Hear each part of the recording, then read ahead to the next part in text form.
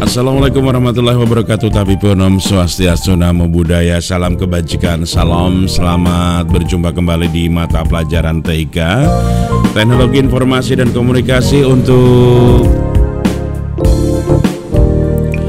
siswa SMA Negeri 1 Melinting Lampung Timur. Kali ini kita akan membahas sebuah materi yang sudah saya siapkan ya. Seperti biasa, para siswa dipersilakan untuk melakukan absensi, kemudian menyimak video. Jika ada pertanyaan silakan bertanya, dan jangan lupa juga untuk berkomentar atau juga ingin memberikan pertanyaan ya seputar materi kita hari ini. Dan untuk informasi lebih lanjut ya, juga para siswa bisa hubungi nomor HP dan WA saya di 082375499576. Materi kita kali ini mengenai email ya.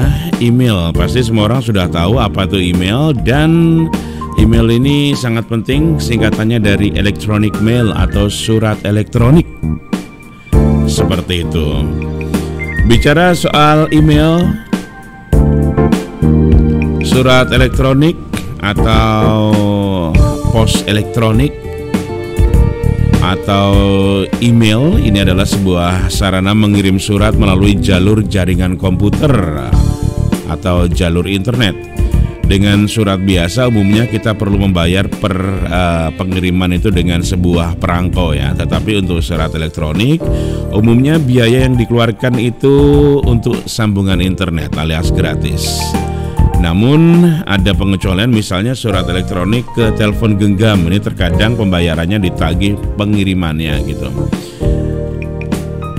Surat elektronik ini sudah dimulai sejak tahun 1960-an. Pada saat itu internet belum terbentuk, yang ada hanyalah kumpulan mainframe yang terbentuk sebagai jaringan ya. Mulai tahun 1980-an surat elektronik sudah bisa dinikmati oleh khalayak umum.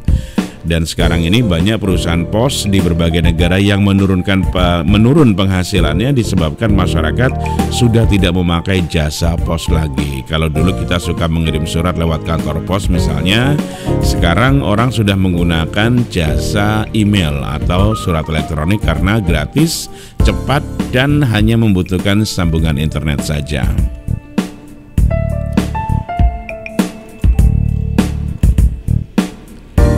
Mengenai metode pengiriman surat elektronik, ini untuk mengirim surat elektronik kita perlu memerlukan suatu program namanya mail client ya. Surat elektronik yang kita kirim akan melalui beberapa poin sebelum sampai di tujuan.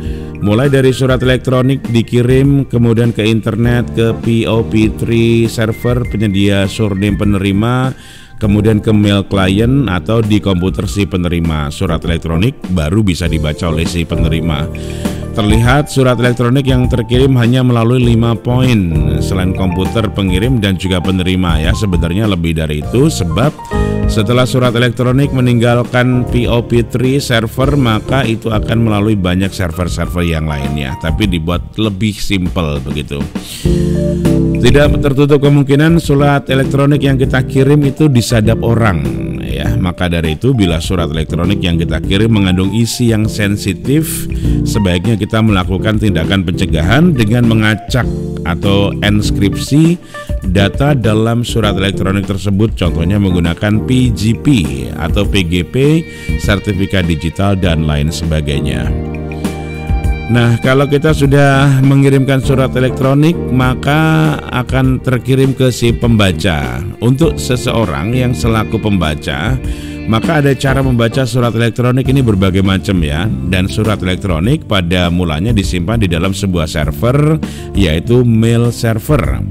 Biasanya bila seseorang memakai koneksi ISP untuk sambungan ke internet, ia akan diberikan satu surat elektronik gratis. Dan surat elektronik yang diterima akan disimpan server surat elektronik ISP. Intinya seperti itu, surat elektronik yang diterima akan disimpan di server surat elektronik ISP.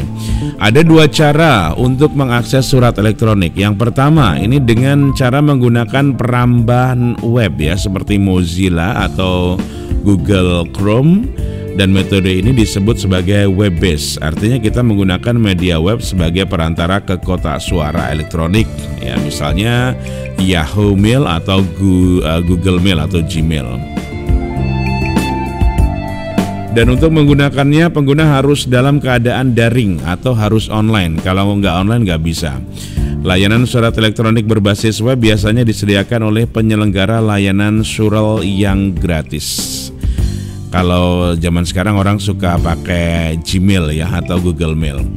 Menggunakan program pengakses surat elektronik ya. Kalau tadi pakai web, sekarang pakai program pengakses surat elektronik atau email client. Ada Eudora Mail, ada Outlook Express, ada Window Mail, Mozilla Thunderbird, Mat, dan lain sebagainya. Dengan menggunakan program seperti ini, seseorang harus mengetahui konfigurasi yang bisa didapat dari ISP. Harus disetting terlebih dahulu. Keuntungannya adalah dapat membaca surat elektronik tanpa perlu terhubung secara terus-menerus dengan internet. Nah, ini keunggulan atau kelebihan dari menggunakan program pengakses surat elektronik ya. Kemudian puluhan surat elektronik dapat diterima dan dikirimkan secara bersama-sama sekaligus. Kelebihan yang lain adalah perangkat lunak ini menyediakan fungsi-fungsi penyunting dan pembacaan surat secara luring. Dengan demikian biaya koneksi internet dapat dihemat. Itu kalau menggunakan program akses surat elektronik. Tapi kalau menggunakan peramban web atau berbasis web, ya harus online saat itu juga gitu. Dalam membuat email ada etika penggunaan surat elektronik, itu ada etikanya ya.